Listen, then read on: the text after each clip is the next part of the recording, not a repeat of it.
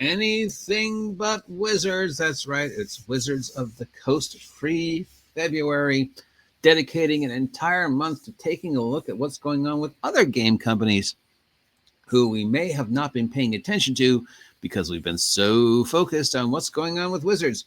It's 8:39 in the morning on this super duper foggy Monday here at Site B. It is the 3rd day of February, which means the countdown to Valentine's Day has begun. Yuck. So let's start off with Big Daddy, right? I mean, if we're going to talk about companies that are out there doing and saying and moving the tabletop role-playing game current, got to start with a numero uno, and that's Paizo. Or Paizo. Or Pizza. I don't know. Call them whatever you want. So Paizo's got a couple things going on right now. Of course, the biggest Paizo story probably was 2 weeks ago with the whole J.D. Vance fascist don't buy our product stuff. Now, you know how I feel about any game company saying don't buy our product. Because X.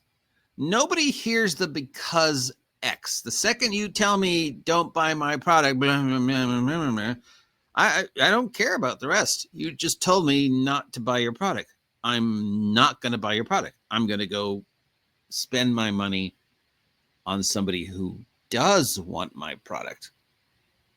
Right? And I think that's true for most of us. I'm sure there are some people who want to hold on to their ideals and want to support, boycotting and stuff like that. And that's fine. And if a company wants to boycott, I mean, you can't stop them, right? Just make sure it's worth the energy and it's worth the potential negative effects. And I don't think Paizo, Piazo, Pizza accomplished anything with their anti-J.D. Vance. So this story comes from supposedly J.D. Vance, Vice President J.D. Vance, may or may not have played Pathfinder sometime in the past. At least, apparently, he mentioned it in passing. I don't know. I don't know the whole story.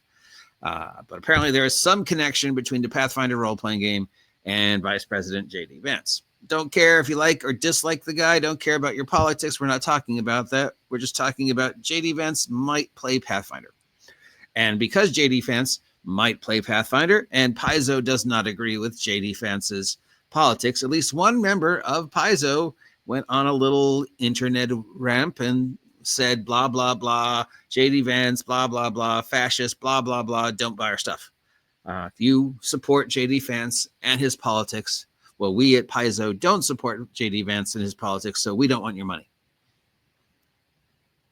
And J.D. Vance, you need to send your books back because you're a fascist and we don't want to be associated with fascism. Your job, Paizo, is to make money for yourself, for your employees, for your union, and for your shareholders. Your politics are your politics. And anybody who has half a wit of reason will probably understand what your politics are.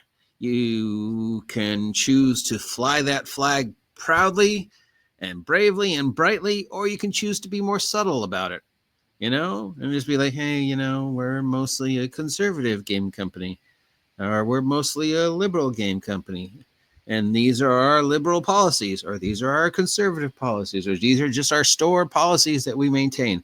And people who know your company are probably going to have a general idea of what your politics were yesterday.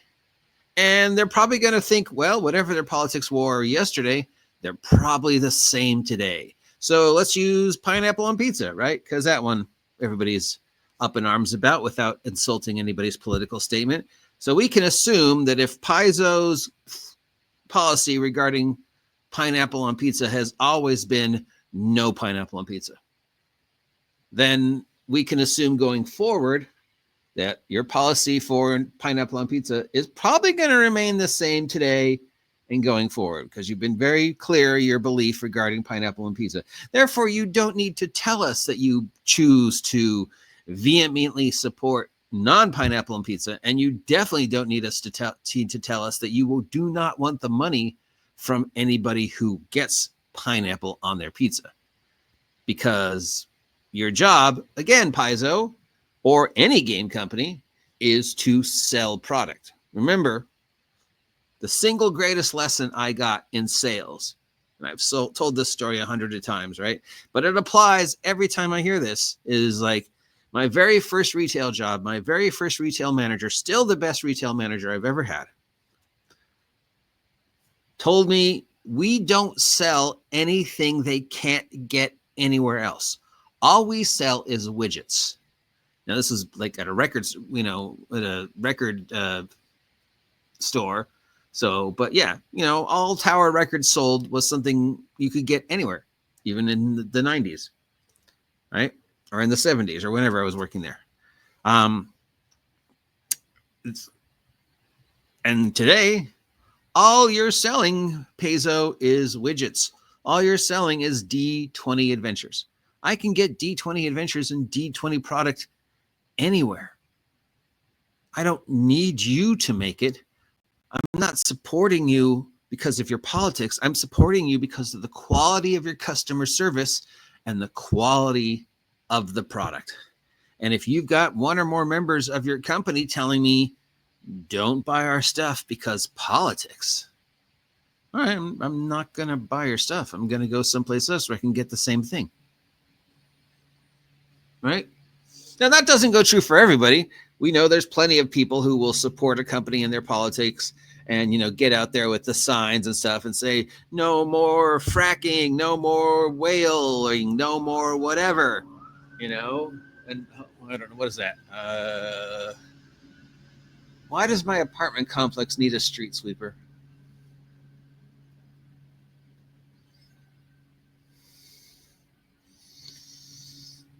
Why? Why do we need a street sweeper here? I don't know why we do. Is that another thing I'm paying for that I don't really think I should pay for? You don't care. I think I'm blabbing here, but that's generally the point. Now, there's probably something else going on with Paizo, but I think that's the big news story. And we are still not seeing the total effect of that statement, but it can't be positive, right? And other things, Paizo's been doing Paizo stuff. They're focusing on digital play. They're focusing on online play or organized play. Always a big thing. Paizo organized play. Paizo Play Society still going strong, still out there. Not as big or prevalent as the Adventurers Guild for the D&D stuff. But on the other hand, we don't know the fate of that company's outdoor play. But yeah, these guys are still going strong. Still supporting the whole new storyline with the Lost Omens storyline, or the revival of the Lost Omens storyline, which it explained the transition from Pathfinder 1 to Pathfinder 2, and then Pathfinder 2 to Pathfinder 2 Core. And then we've also got their Conflict of the Gods, War of the Immortals, Avatar trilogy, their take on the whole, the gods have fallen, the gods are changing, there's going to be new gods, different gods, everything's going to be wackadoodle, and this is going to affect changes. It's the same thing that Critical Role did and is doing. Yeah. And it's just, it all goes back to the original Avatar series that TSR did way in the past to explain transition from one rule set to another rule set, which is brilliant. And say what you will about the boringness of the actual adventure, the way they did it is brilliant. Sadly, they chose never to again. Why do you need to do the street twice, Street Sweeper? There's like maybe 12 people here at any given time where I live. We don't produce that much ground trash that requires a street sweeper. Again, you don't care. But it upsets me because that's money I'm paying that I don't have. Blah, blah, blah, blah. So I feel like I'm about to go on another tangent, but that's what this month is all about, tangents and just talking about things. So yeah, I mean, I'm hoping that the Paizo one does it as well, because the no one's really has done it as good as the original Avatar trilogy, which written was a horrible adventure, but the idea worked. Now I'm thinking that's what they're doing on Critical Role, to explain differences from campaign 3 to campaign 4, especially if they transition from one rule set to another one. And I'm assuming that's the same thing Paizo's doing. They're using that to explain the differences between P1 and P2 and the differences between P2 and P2 core. And, you know, anything they introduce now going forward, like this thing. Where'd it go?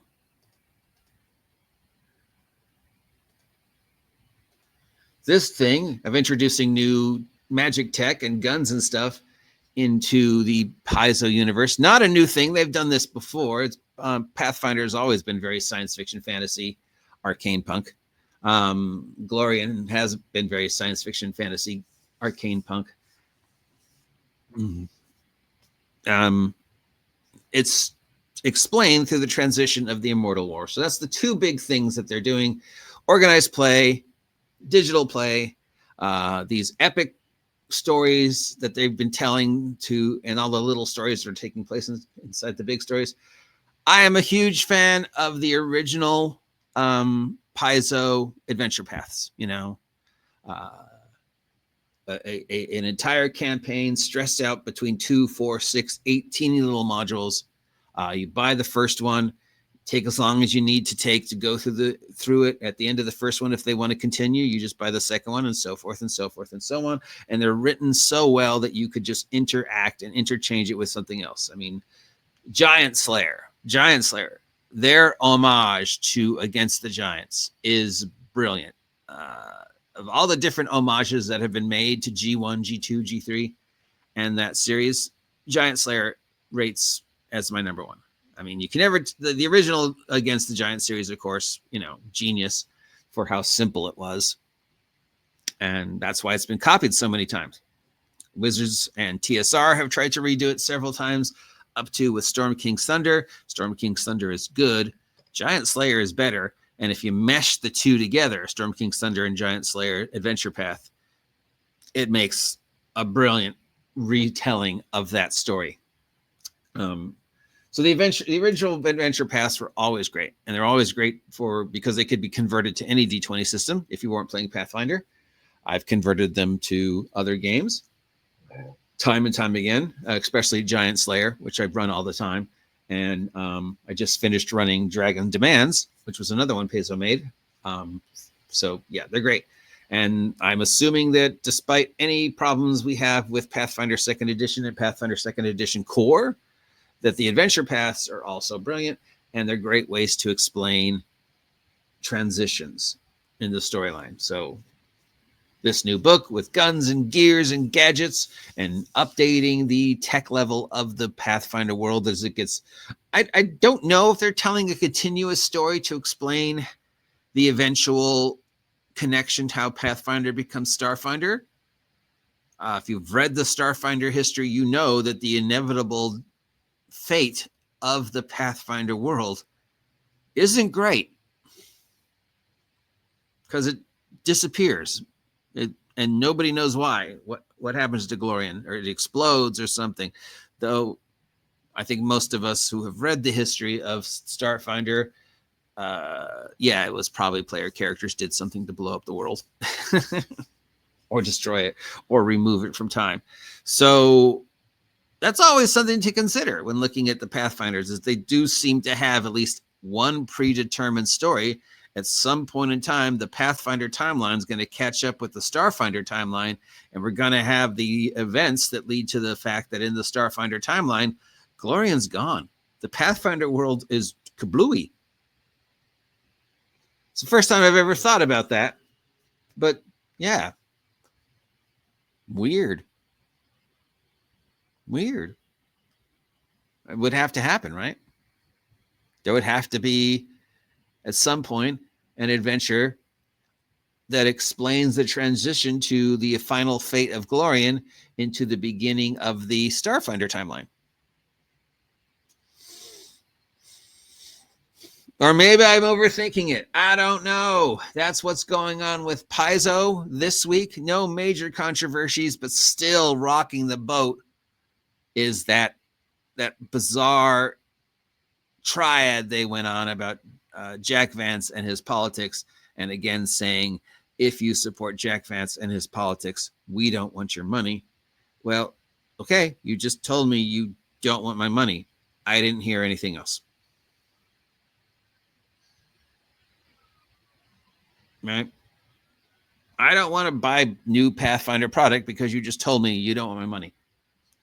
Because I don't care about your politics. You're a game company. Make games. Use that bandwidth to advertise your game, not your politics, right? Anyways, that's it. If you appreciate this nonsense and our Wizards of the Coast free week, let me know. Gonna play the new song again. I don't really like it though. I may have to redo it, but the sentiment of let's talk about anything but wizards is in that song, but it didn't come quite out the way I wanted it to. What do you think? Anyways, talk to you later.